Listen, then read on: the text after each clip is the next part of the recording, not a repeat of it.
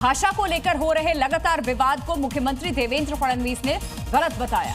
फडणवीस ने कहा कि किसी भी भाषा का अपमान नहीं होना चाहिए।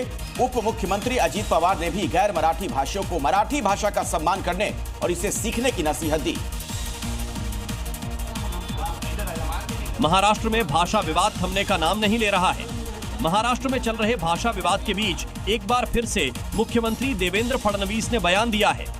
सीएम फडणवीस ने कहा है कि महाराष्ट्र में मराठी भाषा का आग्रह होना स्वाभाविक है, इसमें कुछ भी गलत नहीं है, लेकिन भाषा के ऊपर विवाद करना, मारपीट करना गलत है, ये बर्दाश्त नहीं होगा।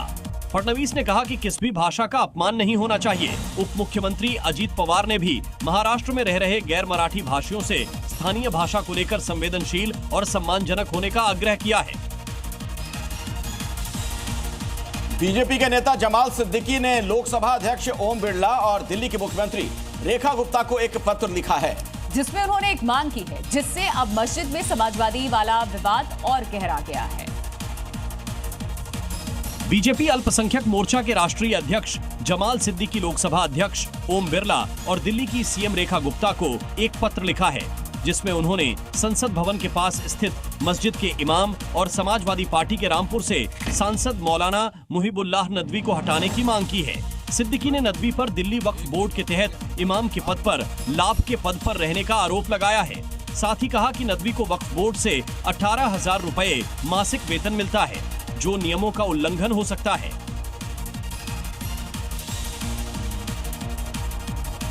और खबर गाजियाबाद से है, जहां फर्जी दूतावास का मामला सामने आया। किराए के मकान में चल रहा था ये फर्जी दूतावास गाजियाबाद में। फर्जी दूतावास मामले में इंटरनेशनल कनेक्शन के आरोपी हर्षवर्धन से पूछताछ जारी है। इससे कुछ और अहम जानकारियां इससे मिल सकती हैं।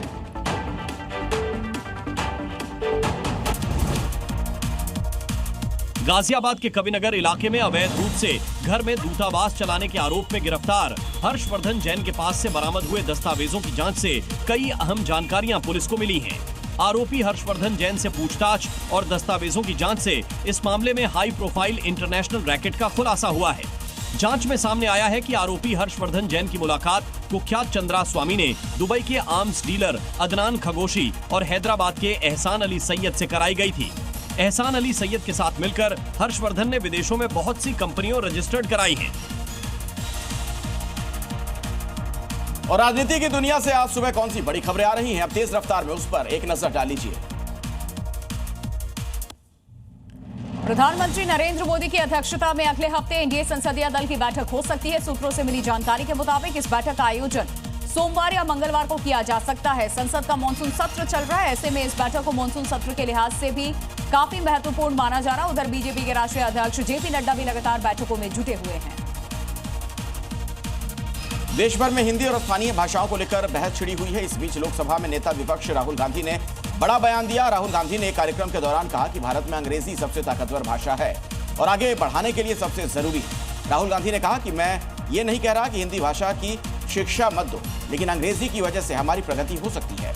आज भारत में अंग्रेजी शिक्षा किसी क्षेत्रीय भाषा या हिंदी भाषा की शिक्षा से कहीं ज्यादा प्रभावशाली है। बिहार में एसआईआर को लेकर हंगामा बरपा हुआ है। विधानसभा से लेकर के संसद तक सत्ता पक्ष और विपक्ष के बीच में एसआईआर को लेकर तकरार देखने को मिल रहा है। गुरुवार को भी बिहार विधानसभा में उप मुख्यमंत्री सम्राट चौधरी और विपक्ष के नेता तेजस्वी यादव के बीच में तीखी नोकझोंक देखने को मिली। भारी हंगामे के बाद विपक्ष के लोग वॉकआउट करते हुए सदन से बाहर चले गए। बिहार में हो रहे एसआईआर को लेकर तेजस्वी यादव के चुनाव के बहिष्कार वाले बयान पर सियासत गर्मा गई है।